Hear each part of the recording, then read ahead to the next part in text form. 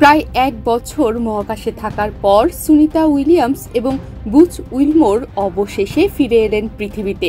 কিন্তু কেন তাদের এত দীর্ঘ অপেক্ষা করতে হলো? কি ঘটেছিল বোয়িং স্টারলাইনের সাথে? আজ আমরা সেই উত্তেজনাপূর্ণ কাহিনীরই পর্দা উন্মোচন করব। ২০২৩ সালের জুন মাসে উইলমোর এবং উইলিয়ামস বোয়িং স্টারলাইনে চেপে যাত্রা করেছিলেন আন্তর্জাতিক মহাকাশ স্টেশনের উদ্দেশ্যে। এটি ছিল বোয়িং এর প্রথম ক্রু মিশন, আর নাসার জন্য এটি ছিল এক ঐতিহাসিক মুহূর্ত। কিন্তু ভাগ্যের পরিহাস, ৮ দিনে যে যাত্রা শেষ হবার কথা ছিল, সেই যাত্রা ৮ দিনে শেষ না হয়ে উল্টো তারা আটকে পড়লেন এক বিশাল সমস্যার মধ্যে। ISS এ পৌঁছানোর পরপরই দেখা দিল এক বিপজ্জনক সমস্যা। সেই মুহূর্তে হঠাৎ স্টারলাইনের প্রপালশন সিস্টেমের ত্রুটি দেখা যায়।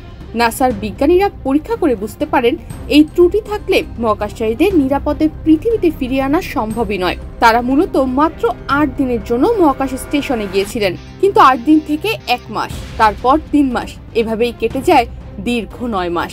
এই দীর্ঘ ৯ মাস ছিল খুবই কঠিন এক সময়। একদিকে নাসার বিজ্ঞানীরা যান্ত্রিক ত্রুটি মিটিয়ে তাদের কিভাবে পৃথিবীতে ফিরিয়ে আনতে পারেন সেই সমাধান খুঁজছিলেন, অন্যদিকে উইলমোর ও উইলিয়ামস এক অজানার মধ্যে অপেক্ষা করছিলেন পৃথিবীতে ফেরার।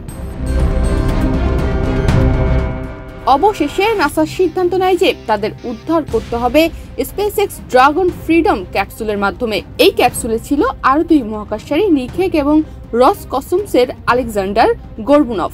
আকাশে ২৮৬ দিন কাটানোর পর উইলমোর ও উইলিয়ামস অবশেষে পৃথিবীতে ফিরে আসেন। নিখেক ও গভর্নভও তাদের মিশন শেষ করেন ১৭১ দিন পর।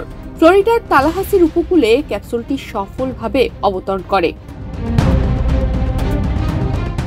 মহাকাশচারীরা ফিরে এসে জানান, এটি ছিল তাদের জীবনের সবচেয়ে চ্যালেঞ্জিং অভিজ্ঞতা। নাসাও ঘোষণা দেয়, বোয়িং স্টারলাইনের ত্রুটি ঠিক করার পরই এটি পুনরায় মহাকাশে পাঠানো হবে। এটি ছিল এক অবিশ্বাস্য অধ্যায়, যা দেখিয়ে দিল মহাকাশ অভিযানের রোমাঞ্চ ও চ্যালেঞ্জের অন্যতম একটি অধ্যায়।